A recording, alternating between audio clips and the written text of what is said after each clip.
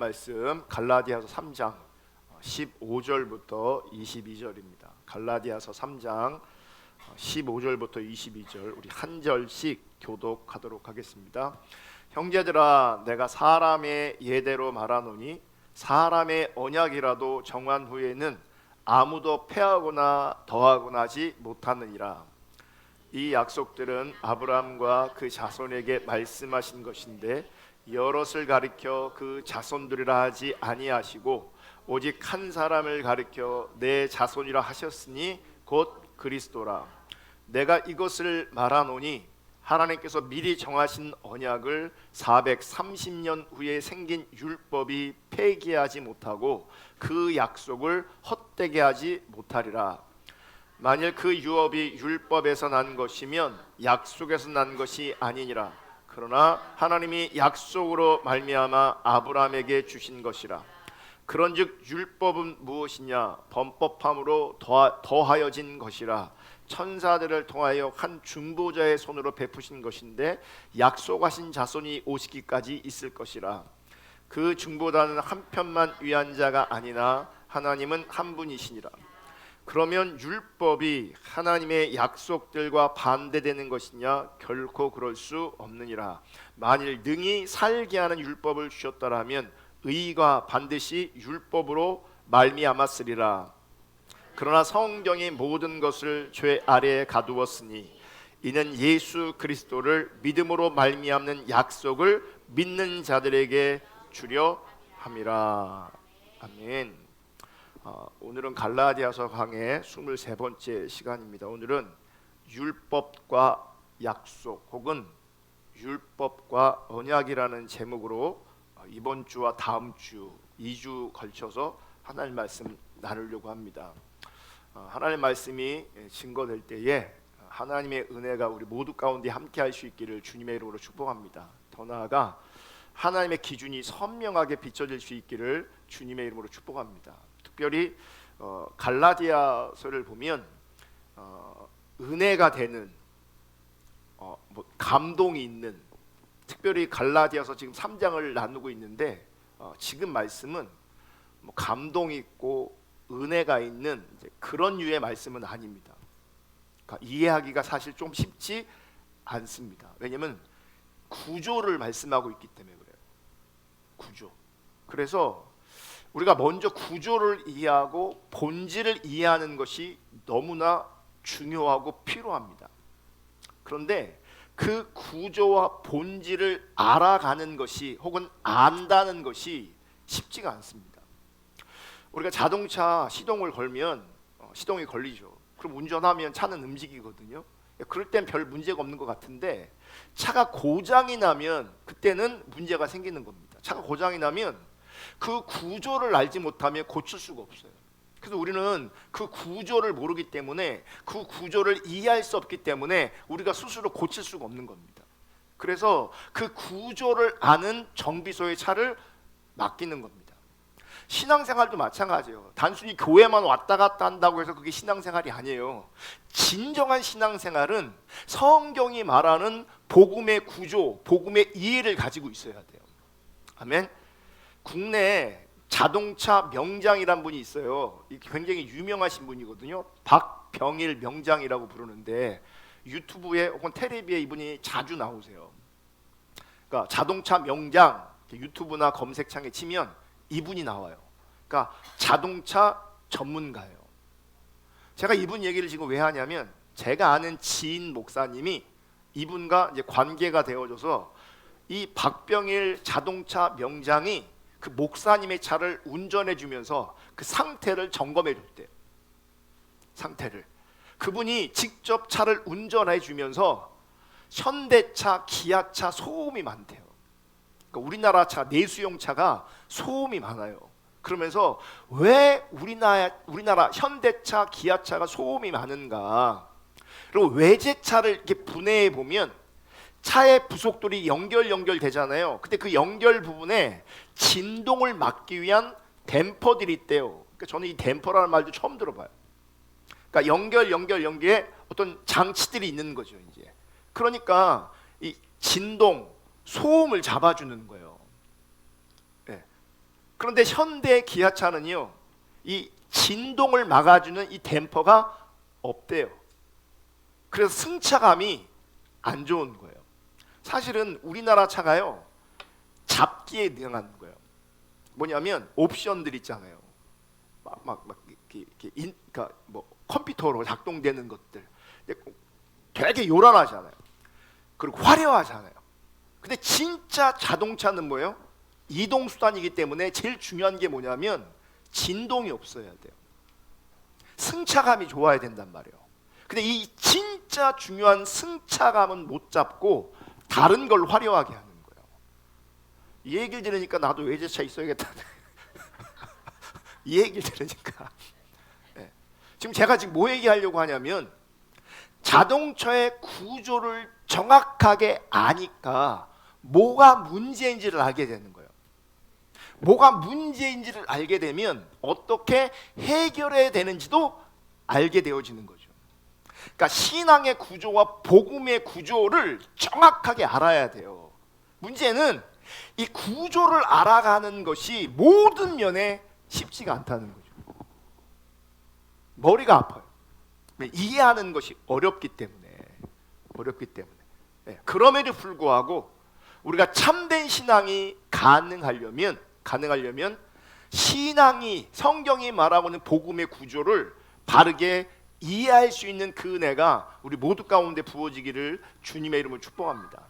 지금 바울이 그 복음의 구조를 말하고 있는 거예요. 복음에 대해서.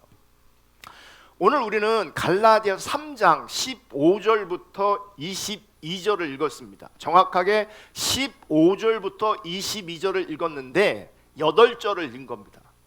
8절. 그러니까 이 8절을 읽을 때 천천히 읽으면요, 대략 1분 30초 시간이 걸립니다. 이거는 사람마다 다를 수 있겠죠. 이렇게 읽는데 2분도 채 안 걸리는 이 짧은 본문 안에 들어가 있는 역사의 시간은요, 무려 2000년의 시간이 함축되어 있어요. 이 8절에. 2000년의 역사가 함축되고 압축되어 있어요. 여러분, 언약을 받은 아브라함과 율법을 받은 모세와 이 모든 것을 성취하신 예수 그리스도까지의 시간이 얼마나 걸리냐면 대략 2000년 시간이 걸리는 겁니다. 2000년. 그리고 이 말씀을 대하고 있는 오늘 지금 이 시간까지 시간을 더하면 무려 4000년의 시간이 흐르는 거예요. 4000년. 컴퓨터를 보면 큰 용량의 파일을 압축하는 프로그램이 있어요. 왜냐하면 너무 용량이 커서 이걸 메일로 보낼 수가 없어요. 그래서 어떻게 해요? 일단 압축해요. 압축하면 보낼 수가 있는 거거든요. 마찬가지로 지금 바울은 4000년의 시간과 공간을 통해 있었던 일들을 단지 8절 정도의 분량으로 우리에게 압축해서 소개하고 있는 거예요. 여러분 생각해 보세요. 대략 4000년의 시간을 불과 2분도 채 안 되는 시간 안에서 우리는 눈으로 보고 읽은 겁니다. 그러니까 엄청난 압축이 일어나는 거죠. 그러니까 이해하기가 쉽겠어요? 어렵겠어요? 어려운 거죠. 그러니까 사실 제대로 이해하려면 엄청난 시간이 필요할 수도 있고 엄청난 노력이 필요할 수도 있는 거예요. 그래서 우리 가운데 정말 절실하게 필요한 게 뭐냐면 성령님의 도우심이에요. 왜냐하면 우리가 이해할 수 없기 때문에. 그러니까 지혜와 계시의 성령님께서 우리의 노력으로 알 수 없고 이해할 수 없는 영역을 알게 하시는, 이해하게 하시는 그런 은혜가 우리 가운데 있기를 주님의 이름으로 축복합니다. 구조를 알아가는 것은 결코 쉬운 게 아니거든요. 그래서 많은 사람들은 그 구조를 배우는 것을 어려워하고 따분하게 여겨요. 쉽지 않게 여기거든요. 그런데 가끔 보면 이상한 아이들이 있어요. 재밌대요. 우리는 막 도통 이해가 안 되는데 재밌대. 우리에게도요 그런 은혜가 부어지면 좋겠습니다. 쉽지 않지만 성령의 은혜로 복음의 구조가 알아지고 이해되어지고 그것이 우리 가운데 기쁨으로 감사로 다가올 수 있는 그 은혜가 부어지기를 축복합니다. 오늘 보면 15절 말씀을 보면 이렇게 말씀하세요. 형제들아 내가 사람의 예대로 말하노니 사람의 언약이라도 정한 후에는 아무도 패하거나 더하거나 하지 못하느니라. 내가 사람의 예대로 말하노니, 그러면서 사람의 예대로 말한다를 두 번 얘기하고 있어요. 사람의 예대로 말한다. 이게 무슨 말이냐? 사람들이 복음을 잘 이해하지 못하니까 사람의 예대로, 즉 일반적인 예를 들어서 혹은 상식적인 예를 들어서 내가 설명해 보겠다, 이 얘기예요. 일반적인 예, 상식적인 예, 그거를 사람의 예대로 말하노니 이렇게 표현하고 있는 거예요. 자, 그러면서 하는 말이 사람의 언약이라도 정한 후에는 아무도 패하거나 더하거나 하지 못하느니라. 그러니까 사람의 언약이라도 정했다면 정한 후에는 아무도 패할 수가 없다. 거기다가 첨가할 수가 없다라고 하는 거예요. 이 말은 사람도 한 번 맺은 언약이라는 것은 아무도 패할 수 없다, 더할 수 없다. 여러분, 사람이 언약한 내용을 폐기하거나 더하지 못하는 어떤 경우가 있겠습니까? 약속했는데 폐하거나 더하지 못하는 약속이라면 어떤 경우가 있겠냐고요. 여러분, 국가와 국가도 약속을 맺거든요. 계약을 맺거든요. 그럼 국가와 국가가 맺은 계약은 파기될 수 없는 것이냐, 폐하거나 첨가할 수 없는 것이냐. 여러분, 국가와 국가가 맺는 계약을 그 계약의 성격에 따라 조약, 협정, 협약 뭐 이렇게 말해요. 국가와 국가가 공식적인 절차를 거쳐서 계약, 즉 언약을 맺는 걸 말하는 거거든요. 그런데 나중에 보니까 그 계약을 잘못한 것 같아. 계약을 잘 분석해 보니까 불평등 조약이야, 평등하지 않은 조약이야, 그렇게 판단되어졌어. 그럼 어떻게 해야 돼요? 다시 해야죠. 다시. 그런 경우요, 백성들이, 국민들이 막 들고 일어나 데모합니다. 다시 하라고. 그래서 국가와 국가가 맺은 계약도 폐할 수 있고 더할 수 있는 거예요. 그럼 보세요. 나라와 나라가 맺은 계약도 변경이 가능한데 오늘 본문에서 말하고 있는 언약은 어떤 언약이기 때문에 폐할 수 있거나 더할 수 있겠느냐? 그런 언약은 어떤 것이냐? 이런 언약에, 그러니까 폐하거나 더할 수 없는 이런 언약에 해당되는 것 중에 하나가 뭐냐면 유언입니다. 유언. 갈라디아 3장 15절을 세 번역으로 읽어볼게요. 형제 자매 여러분, 나는 사람의 관례를 예로 들어서 말하겠습니다. 이게 뭐예요?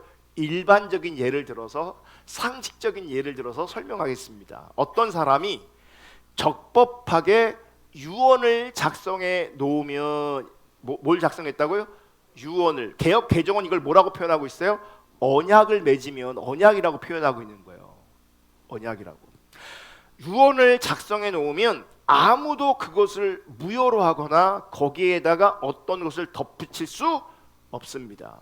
그러니까 세번역 성경은 언약을 유언이라고 번역하고 있어요. 그리고 시브리어에서 언약이라는 뜻은, 언약이라는 말은 이 유언이란 말을 포함하고 있어요. 이 언약은 모두 되는 거예요. 유언도 되는 거예요. 유언. 그러니까 유언하는 당사자가 아직 살아 있어. 그러면 당시, 그러니까 바울 당시에 그 시대에 유언 당사자가 살아 있는 동안에는 그 유언을 변경할 수 있어요. 왜요? 살아 있으니까. 당연히 살아 있으니까 바꿀 수가 있는 거죠. 그런데 유언 당사자가 유언장을 만들었어. 가만히 보니까 이거는 수정해야 될 것 같아. 그럼 그냥 수정하는 게 아니고요, 원본은 그대로 내버려 두고 각주를 달아서 수정하는 거예요. 그래서 이렇게 변화됐다 혹은 수정되었다라는 것이 보여지게 만드는 거예요. 어쨌든 유언 당사자가 살아있을 때는 그 유언을 고칠 수가 있어요. 수종할 수가 있어요. 근데 그 유언한 당사자가 죽으면 그 유언은 더 이상 절대로 수종할 수가 없게 되어지는 거예요. 절대로 죽으면. 그러니까 이 15절의 말씀도요, 사람의 유언도 이렇게 절대 수종할 수 없는데 하물며 영원하신 하나님의 언약이 얼마나 더 확정적이냐, 이런 말인 거예요. 네, 이거를 사람의 예대로 혹은 일반적인 사례를 들어서, 상식적인 사례를 들어서 설명하고 있는 거예요. 유언도 절대 패하거나 더할 수 없는 것처럼, 사람이 한 이 유언도 패하거나 더하거나 할 수 없는 것처럼 하나님의 언약은 더 확정적이다. 하나님의 언약은 패하거나 더할 수가 없다라고 말하는 거예요. 그러니까 하나님의 언약은요, 이미 창세 전부터 확정된 내용이에요. 창세 전부터. 이게 무슨 말이냐면, 이 말은 사람이 바꿀 수가 없다라는 말이에요. 여러분, 왜 이게 중요하냐면, 사람들은요, 아침 저녁으로 변할 수 있는 존재예요. 이걸 어려운 말로 조속지변이라고 그러거든요. 아침 저녁으로 변해요. 그런데 우리가 아침 저녁으로만 변화? 가만히 보면요, 우리는 수시로 변해요. 수시로 변해요. 그런데 창세 전부터 확정됐다, 확정된 언약이다, 이 얘기 뭐냐면 하나님은 변하지 않는 분이라는 거예요. 하나님은 변할 수 없는 분이에요. 아멘. 하나님은 인간이 아니시기 때문에, 하나님 당신께서 세우신 그 언약에 신실하시기 때문에 반드시 그 언약대로 이루시는 분이라는 거예요. 그래서 우리는 말씀을 붙잡고 그 언약을 붙잡아야 되는 거예요. 언약을. 상황 때문에 혹은 문제 때문에, 처지 때문에 왔다 갔다 변하는 것이 아니라 그 어떤 상황과 처지 속에서도 변하지 않는 확증된 신실하신 그 하나님의 언약을 붙잡아야 된다는 거예요. 아멘. 그럼 제가 한번 물어볼게요. 하나님은 자기 언약에 신실하신 분이신데, 그러면 왜 아브라함에게 언약하신 내용과 모세에게 언약하신 내용이 다르게 보일까? 확증된 언약인데 변할 수 없는 언약인데 그 언약을 신실하게 하나님은 지켜 나가실 것인데, 왜 아브라함에게 하신 언약과 모세에게 하신 언약이 다르게 보이냐는 거예요. 왜 달라요? 제가 이렇게 질문하면, 달랐어? 뭐가 다른 건데? 어떻게 다른 건데? 곤란해지는 거죠. 이런 거예요. 아브라함에게는 하나님의 약속을 믿음으로 말미암아 의롭다함을 받는 것인데, 왜 모세 언약에는 하나님의 율법을 행해야 산다고 말씀하시냐는 거예요. 그러니까 아브라함에게는 믿음으로 말미암아 의롭다 여김 받는데, 왜 모세에게는 행함으로 말미암아 의롭다 여김 받는 것처럼 행함으로 말미암아 산다고 말씀하시냐? 다르게 보이는 것처럼 보이는 거죠. 사실 이 논쟁은요, 이스라엘의 논쟁만이 아니라 교회 역사 2000년 동안 내려왔던 이 논쟁이에요. 뭐냐면 오직 믿음이냐 아니냐, 오직 믿음이냐 아니면 행함이냐. 이게 계속 뭐예요? 논쟁거리인 거예요. 그러니까 우리 인간이 타락한 존재라는 게 이런 부분에서 드러나는 거예요. 뭐냐면 하나님 관점에서 정확하게 이 신앙의 구조를 이해해야 되는데, 정확하게 신앙의 구조가 이해되지 않으니 항상 사람들은 한쪽으로 치우치게 되는 거예요. 믿음으로 치우치든지 행위로 치우치든지. 하나님 관점에서 균형을 못 잡는 거예요. 구조를 모르니까, 그 구조를 이해하지 못하니까 자꾸 이렇게 치우쳐요. 치우치다 보니까 어떻게 해요? 극단적이 되는 거예요. 한쪽에는 믿음으로 극단적으로 되고, 하나는 행위로 말미암은 극단이 나오는 거죠.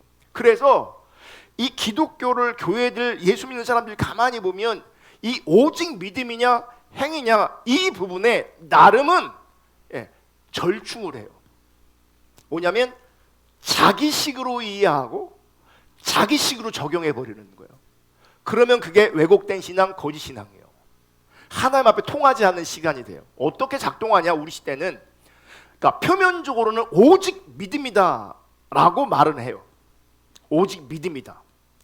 그런데 문제는 오직 믿음을 말하지만 성경에서 말하는 그 참된 믿음이 아니라 인간의 열심을 믿음으로 말하면서 오직 믿음이라고 말하는 부류의 사람들이 있어요. 그러니까 표현은 오직 믿음이에요. 근데 그 안에 담긴 의미가 뭐냐면 인간의 행위예요. 인간의 행위. 그러니까 어떻게 하는 거예요? 믿음이냐 행위냐 이거를 자기식으로 이해하고 적용하고 있는 거예요.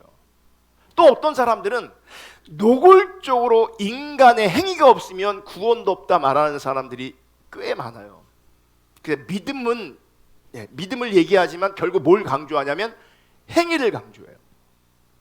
행위를.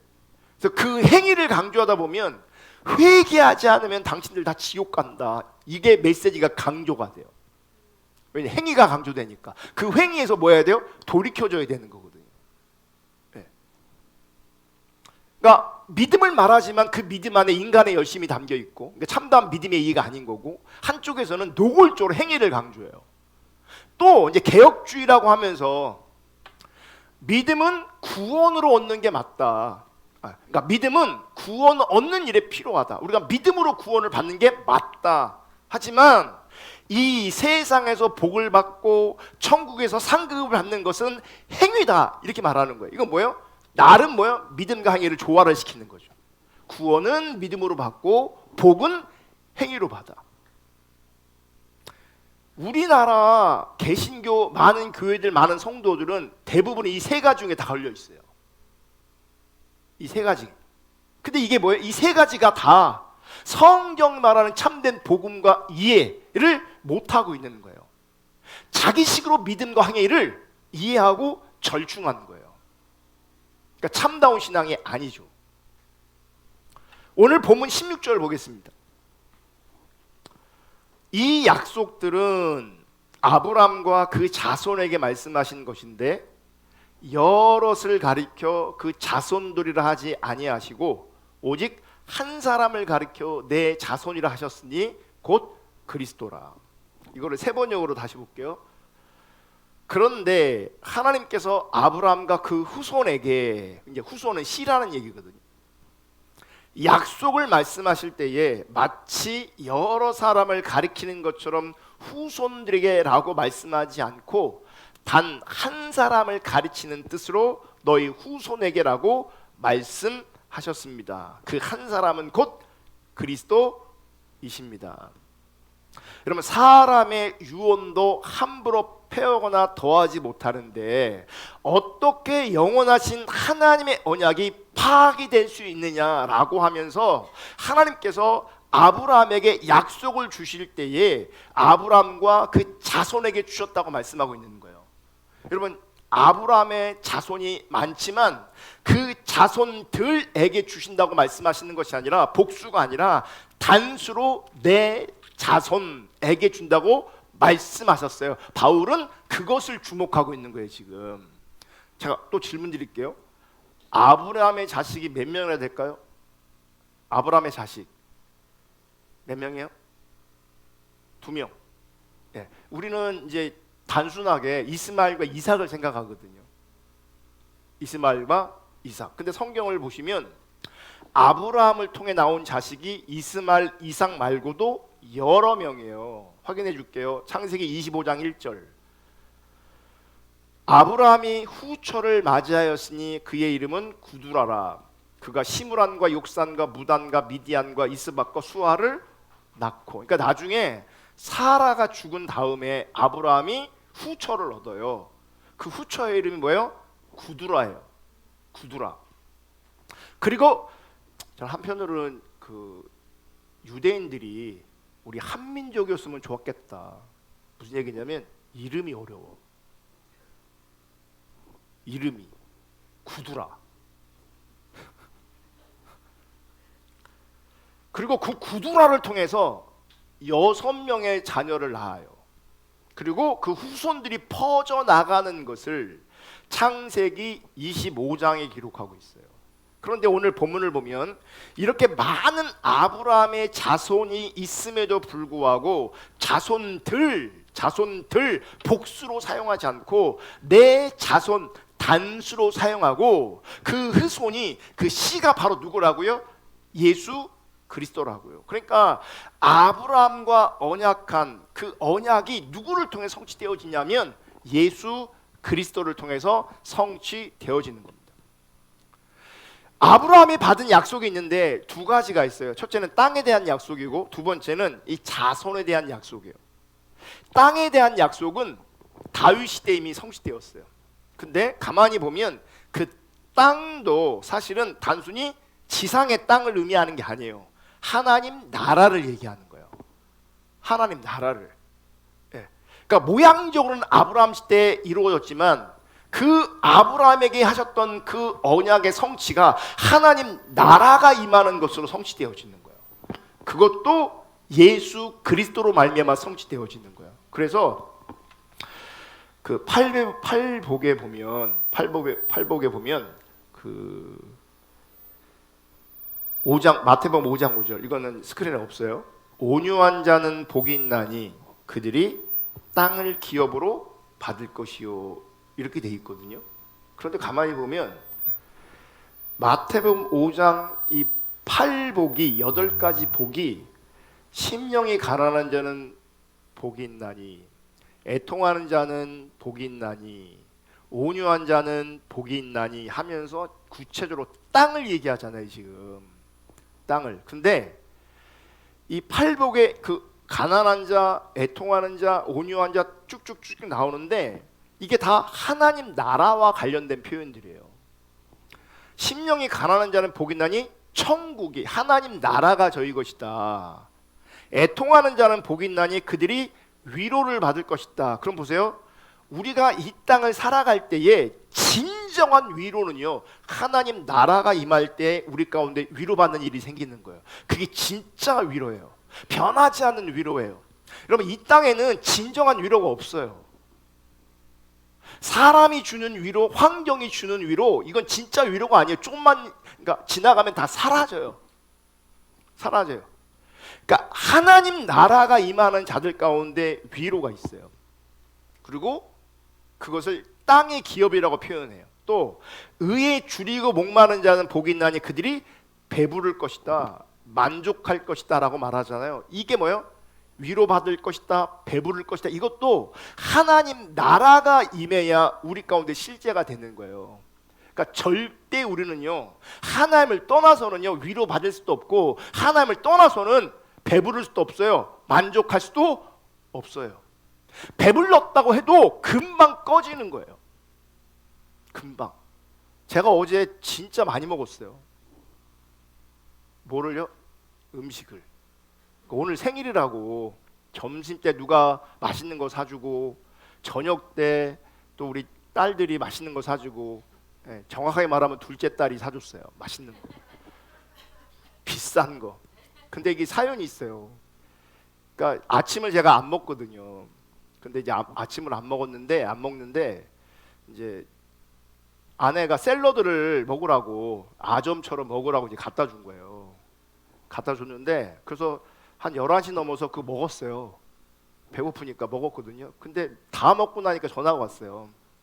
전화가 와서는 이제 식사 같이 하자고 같이 밥 먹자고. 그래서 이제 그분의 성의가, 배려가 너무 고마워서 먹었죠.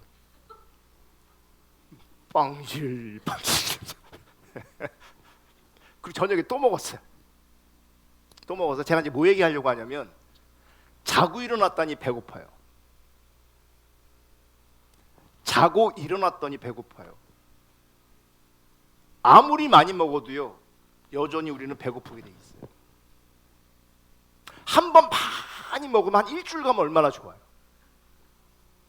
적어도 한 일주일 그랬으면 좋겠어. 먹는 게 너무 귀찮아. 때로는 안 귀찮으세요? 어떤 면에서 이게 참 내 생존을 위해서 의미 있지만 어떤 면에서는요 되게 의미 없는 일 같이 느껴질 때가 있거든요. 아까워 그 시간이. 그냥 배 안 고프면 그냥 쭉 살면 되는데. 근데 우리는요 금방 배고파요. 금방. 하나님 나라가 임할 때에 위로받고요. 하나님 나라가 임할 때에 배부를 수 있는 거예요. 진짜 만족할 수 있는 거죠. 긍휼히 여기는 자는 복이 있나니 그들이 긍휼히 여김을 받을 것이다. 마음이 청결한 자는 복이 있나니 그들이 하나님을 볼 것이다. 화평하게 하는 자는 복이 있나니 그들이 하나님의 아들이라 일컬음을 받을 것이다. 의를 위하여 박해를 받는 자는 복이 있나니 천국이 그들의 것입니다. 그러니까 표현은 좀 다른데 다 뭐예요? 하나님 나라를 얘기하고 있는 거예요. 그러니까 아브라함에게 주신 그 약속, 그 언약 안에 땅에 대한 약속과 언약이 있는데 그 땅에 대한 언약은 뭐냐면 실제로 예수 그리스도로 말미암은 하나님 나라가 우리 가운데 임하는 거예요. 하나님 나라가. 아멘. 또 하나 아브라함이 받은 약속은 뭐냐면 자손에 대한 약속이에요. 자손에 대한 약속. 그 자손에 대해서는 예수 그리스도이심을 오늘 분명히 말씀하고 있죠. 여러 자손들이 있지만 여러 자손이 아니라 한 명의 자손, 그 한 사람, 그 자손을 통해서 언약을 이룰 것이다. 내가 약속을 이룰 것이다. 누구예요? 예수 그리스도예요. 예수 그리스도. 그러면 아브라함이 받은 언약, 아브라함이 받은 약속이 뭐냐? 그 자손, 그 씨, 곧 예수 그리스도를 통해서 열방이 아브라함에게 약속한 그 복을 받을 것인데 아브라함이 받은 그 약속, 아브라함이 받은 그 복은 믿음으로 말미암아 의롭다함을 받는 것이라는 거예요. 그 언약의 실체, 그 복의 실체, 아브라함을 통해서 열방이 복을 받을 것이라고 말하고 있는데, 너가 복의 근원이 될 거라고 말하고 있는데, 그 복의 실체, 그 언약의 실체가 뭐냐면 예수 그리스도로 말미암아, 믿음으로 말미암아 우리가 의롭다함을 받는 거예요. 그게 복의 실체라는 거예요. 그게 언약의 실체라는 거예요. 아멘. 그래서 구약 시대의 아브라함도 예수 그리스도를 보고 믿음으로 의롭다함을 받았다, 이렇게 성경을 말하고 있는 거예요. 그러니까 복의 실체, 언약의 실체는 예수 그리스도, 신앙의 본질은 그 예수 그리스도와 바르게 관계하고 그 예수 그리스도를 알고 사랑하는 것, 그게 복이에요. 그것 자체가 복이에요. 아멘. 그래서 아브라함도, 구약시대 아브라함도 예수 그리스도를 보고 믿음으로 의롭다함을 받는 복을 받은 거죠. 근데 이게 이해가 되세요? 지금 아브라함과 예수님은 제가 서두에도 말씀드렸지만 시간적으로 2000년의 시간이 있어요. 2000년의 갭이 있단 말이에요. 그럼 어떻게 아브라함이 예수를 보고 믿음으로 의롭다함을 받는 복을 받았는가? 이해가 되세요? 이해가 안 되잖아요. 근데 아멘! 믿는 척하는 거죠. 난 믿어요. 나는 믿어줘요. 막 그러는 거잖아요 지금. 그러니까 우리는 잘 모르면서 아멘 그런다고요. 이해되지 않으면서 아멘 그런다고요. 2000년 전에 아브라함이 예수님을 봤대요. 그리고 예수 그리스도를 바라보면서 믿음으로 의롭다함을 받는 그 복을 받았대요. 예수님도 오늘 바울이 했던 말을 비슷하게 하십니다. 그러니까 예수님 당시의 유대인들도 예수님이 무슨 말씀을 하시는지 도무지 알아듣지를 못하는 거예요. 그러니까 믿음으로 말미암아 의롭게 되는 복을 이해하는 것이, 혹은 믿는 것이 사실은 결코 쉬운 일은 아니라는 거예요. 그래서 우리 가운데 성령님의 조명이 필요한 거예요. 그러니까 우리 스스로 깨닫고 우리 스스로 이해하는 게 중요한 게 아니라 하늘에서 성령을 통해서 보게 하셔야 되는 거예요. 비춰주셔야 되는 거죠. 얼마나 이게 이해하는 게 어려운지 확인해 볼게요. 요한복음 8장 56절 59절. 요한복음 8장 56절 59절, 56절부터 볼게요. 너희 조상 아브라함은 나의 때 볼 것을 즐거워하다가 보고 기뻐하였느니라. 아까 제가 아브라함이 예수 그리스도를 보고 믿음으로 의롭다 여김 받는 복을 받았다, 그 얘기를 지금 누가 하냐면 예수님이 직접 하시는 거예요. 너희 조상 아브라함은 나의 때 볼 것을 즐거워하다가 보고 기뻐하였느니라. 이 말은 뭐냐면 나의 때 뭐예요? 이 주님의 때를 말하는 거죠. 주님의 때를 보리라고 기대하고 즐거워했대요. 누가요? 아브라함이. 그리고 마침내 그것을 보고 뭐 했다고요? 기뻐했대요. 그러니까 기대하는 정도로 머무른 것이 아니라 받고 기뻐했대요. 누가? 아브라함이. 지금 아브라함이 예수 그리스도를 보았다는 거죠. 예수 그리스도의 때를 보았다고 말하는 거예요. 2000년 전의 일인데 이게 말이 돼요? 말이 안 돼요? 말이 안 되죠. 그러니까 그 시대 사람들이 이해해요? 이해 못해요? 이해를 못해요. 그래서 57절 보세요. 57절 유대인들이 이르되 내가 아직 50세도 못 되었는데 아브라함을 보았느냐?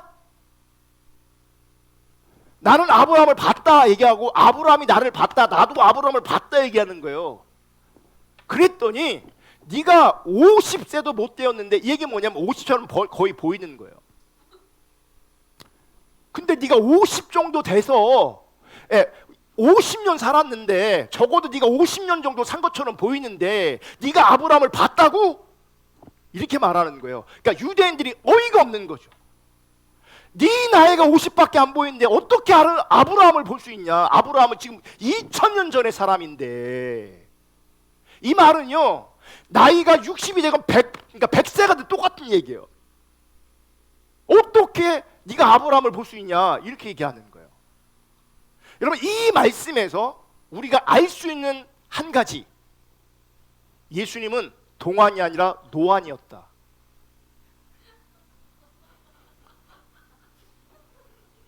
그것도 많이 노안이었다. 왜냐하면 지금 예수님은 30대 초반에 사역을 시작하셨잖아요. 몇 살에 돌아가셨어요? 우리가 알기로 33살에 돌아가셨잖아요. 그러니까 적어도 30대 초반인데 보여지기는 몇 살처럼 보이는 거예요? 50처럼 보이는 거예요. 실제 나이보다 훨씬 늙어 보이는 거죠. 그것도 20살이나 더 들어 보이는 거예요. 누가요? 우리가 그렇게 알기는 하고, 우리가 그렇게 갈망하고 사모하고, 우리가 그렇게 사랑한 그 예수님이 노안이었다고. 우리는 이런 신앙 고백을 자주 해요. 하나님, 우리가 예수님 닮기 원합니다. 예수 닮기 원합니다. 이렇게 많이 고백해요. 안 그래요? 그래, 안 그래요? 예수 닮는 것 신앙의 본질이에요. 할렐루야. 그러면 우리도 예수님처럼 늙어 보여야 되지 않겠습니까? 모든 면에서 우리가 예수님 닮기를 원한다면. 그래서 실제 나이보다 젊어 보이시는 분들은 지금부터 회개하셔야 돼요. 저부터 회개해야 돼요. 저부터. 이건 농담. 혹시 내가 노안이라 조금 스트레스 받는 분이 계시다면 너무 낙심하고 절망하지 않기를 주님의 이름으로 축복합니다. 노안이신 분 적어도 여러분 예수님과 닮은 구석이 하나라도 있는 겁니다. 적어도. 꽤 계신데.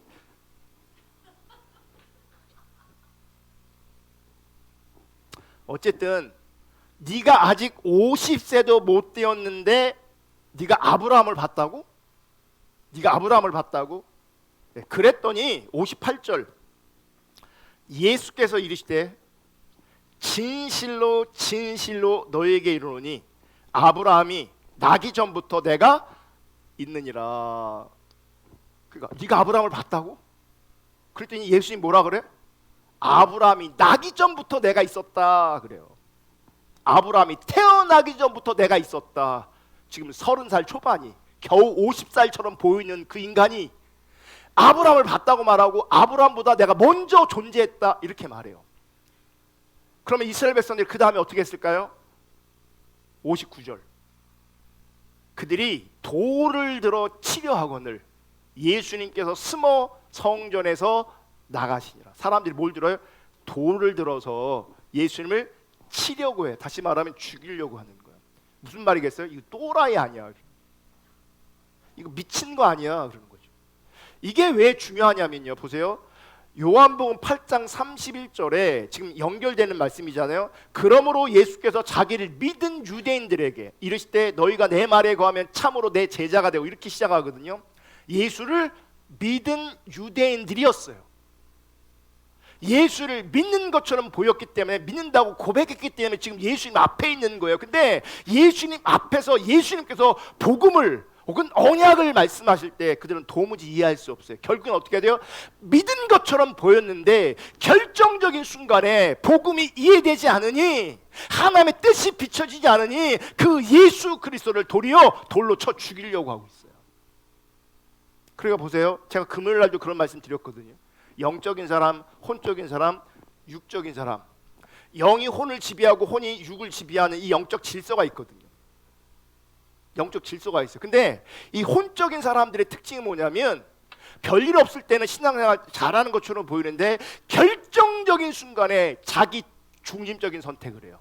결정적인 순간에 하나님을 배신해요. 결정적인 순간에 하나님을 떠나요. 지금 누구예요? 이 사람들이 그런 거죠.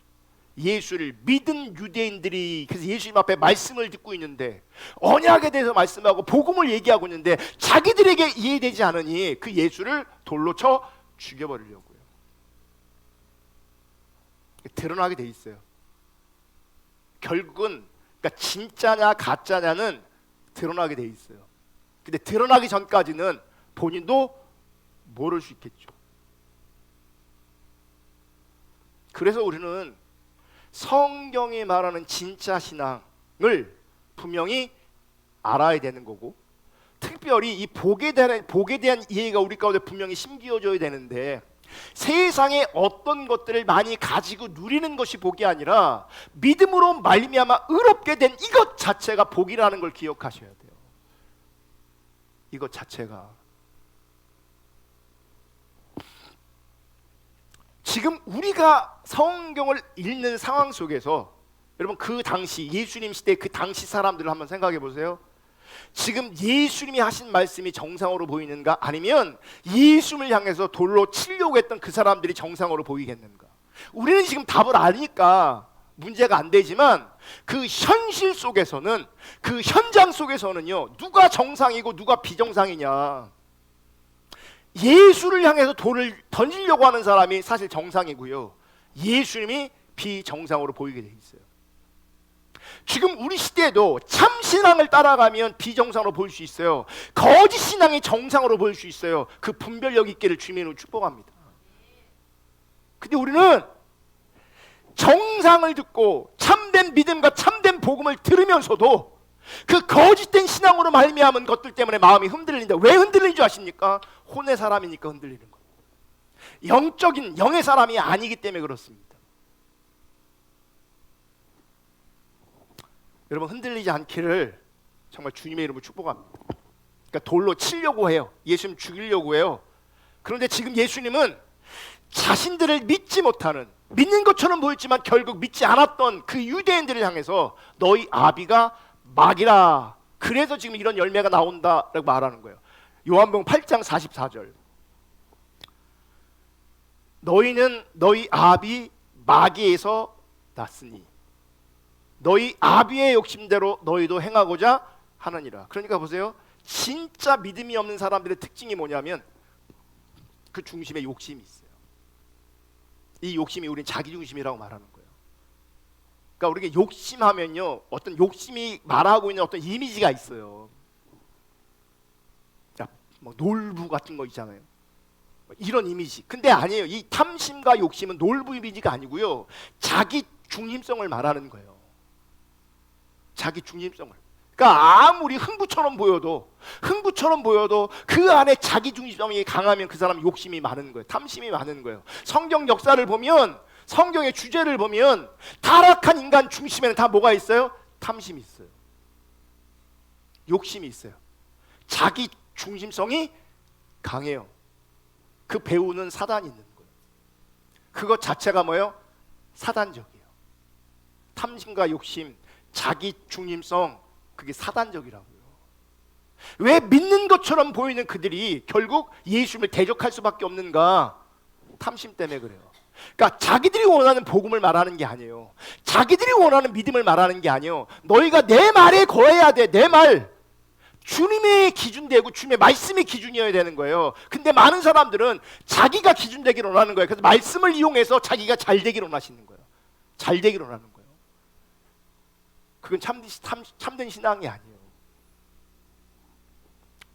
그는 처음부터 살인한 자요, 진리가 그 속에 없으므로 진리에 서지 못하고 거짓을 말할 때마다 제 것으로 말하나니 이는 그가 거짓말쟁이요 거짓의 아비가 되었습니다. 내가 진리를 말함으로 너희가 나를 믿지 아니하는데, 진리를 말하는데요 못 믿어요. 그리고 믿어지지 않아요. 여러분, 우리는 하나님이 혹은 성경이 진리를 말할 때 그 진리가 진리로 비춰져야, 진리로 알아져야 주님을 따라갈 수 있는 거고, 그게 복이고 그게 은혜인 거예요.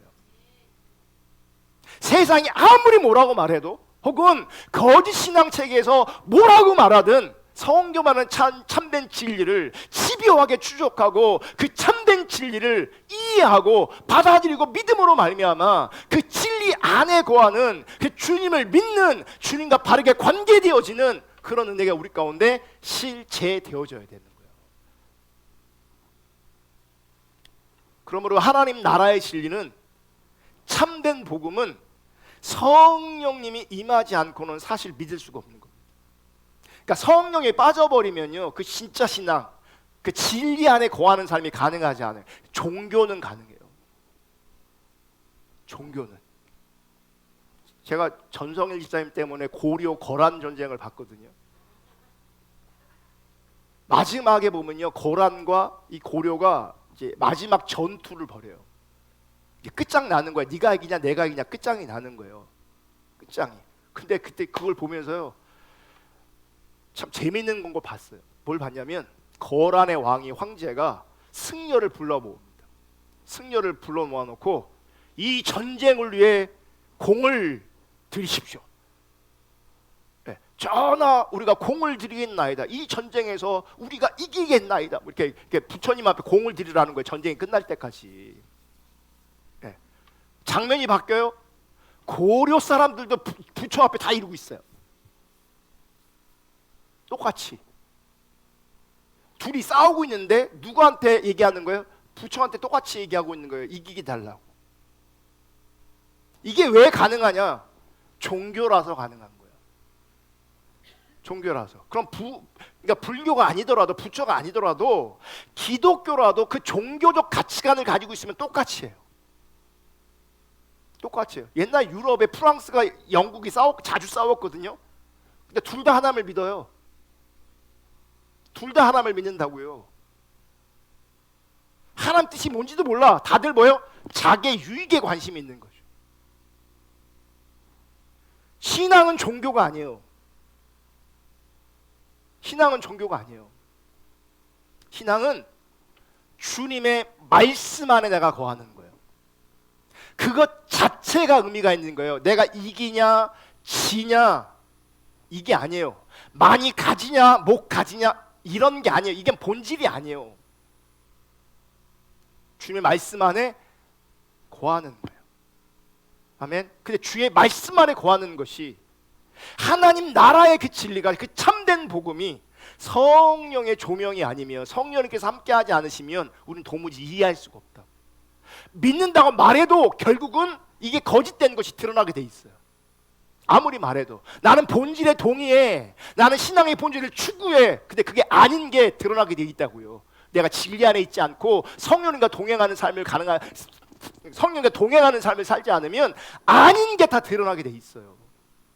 자기 탐심이 드러나게 돼 있다고요. 자기 중심성이 결국 드러날 수밖에 없어요.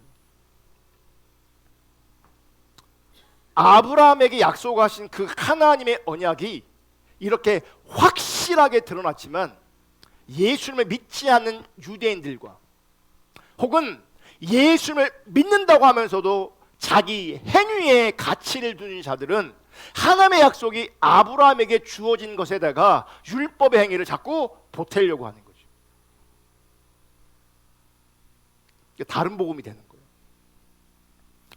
여러분, 아브라함이 하나님의 약속을 믿었다는 말은 하나님의 은혜로 값없이 주시는 선물로 구원을 받았다는 거예요. 우리는 전적으로 타락한 존재이고 선한 것이 하나도 없기 때문에 우리의 어떠함을 통해서 구원이 이루어지지 않아요. 그건 절대적으로 구조적으로 가능할 수가 없는 거예요. 내가 너희의 어떠한 것을 통해서 구원을 해줄게, 이게 특별히 행위로는요 가능하지 않아요. 그래서 하나님께서 우리 가운데 요구하시는 바는 뭐냐면 행위와 업적을 요구하시는 게 아니라 바른 자세와 태도를 원하시는 거예요. 그 바른 자세와 태도가 뭐예요? 나는 전적으로 타락했습니다. 나는 선한 것이 하나도 없습니다. 나에게는 그래서 하나님의 은혜만 필요합니다. 값없이 주시는 그 선물로 말미암아, 하나님의 전적인 은혜로 말미암아 나는 구원을 받는 자입니다. 구원을 받을 수 있습니다. 이게 복음의 핵심이 되는 거예요. 이게 그러니까 아브라함의 어떤 행위로 말미암아 의롭다함을 받은 것이 아니라는 거예요. 죄송한데요, 지금도 우리가 하나님을 떠나면 나의 어떤 자그마한 행위 때문에 내가 의로운 존재가 돼버려요. 내가 귀한 존재가 돼버려요. 그럼 복음과 상관없는 거거든요. 그래서 바리새인들이 참 안타까운 게 뭐냐면 그분들은 성경 많이 보다가 망했고, 기도 많이 하다가 망했고, 금식 많이 하다가 망한 거예요. 왜요? 하나님의 은혜로 값없이 주시는 그 선물로 구원받는다는 그 아브라함이 받았던 그 언약, 아브라함이 받았던 그 복이 열방의 사람들이 받기로 하는데 여기서 비껴가 있는 거죠. 신앙관이. 그러므로 아브라함이 하나님의 언약을 받고 그 언약을 체결하는 장면이 창세기 15장에 나오거든요. 이 부분은 이제 다음 주에 이어서 살펴볼 거예요. 이 언약을 보시면 복음이 더 선명하게 보일 겁니다. 그리고 그 복음이 선명하게 우리 가운데 비춰질 때에 그 복음으로 말미암아 진리 안에 거하게 돼 있고 성령님도 역사하게 돼 있어요. 그런 은혜가 우리 모두 가운데 부어지기를 주님이 축복합니다. 하나님이 오늘 이게 설교 준비하는데 어제부터 계속 하는데 제가 어제까지는요 지금 준비한 거를 다 하려고 하는 마음이 있었어요. 그 마음이 되게 급했어요. 되게. 근데 오늘 아침 일찍 와서 설교를 다시 이제 원고를 정리하고 이러고 있는데 여기까지 하나님 하길 원하시는 것 같아요. 여기까지. 왜냐하면 나머지를 하잖아요. 그럼 1시에 끝나야 돼요. 그러니까 하나님이 오늘 아침에 브레이크를 안 거셨다면 적어도 12시 반 40분 넘어갔을 거예요. 그리고 내가 그렇게 하려고 했어요. 어제까지는. 네. 이게 다 해야 이해가 되니까. 근데 그건 내가 하려고 했던 거고, 내가 하려고 했던 내 의지, 내 노력이었고, 성령님께 맡기고 여기서 멈추려고 해요. 왜요? 밥을 먹어야 되니까.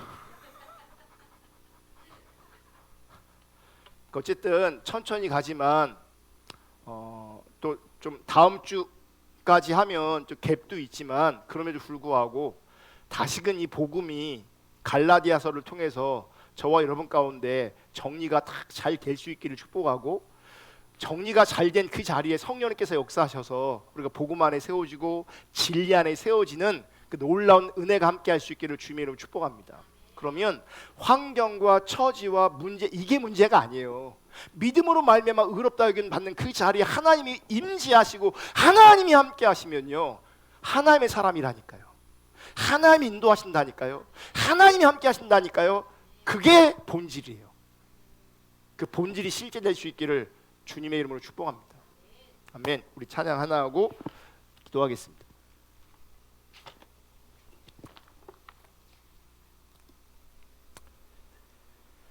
추가곡 64장 내 안에 사는 이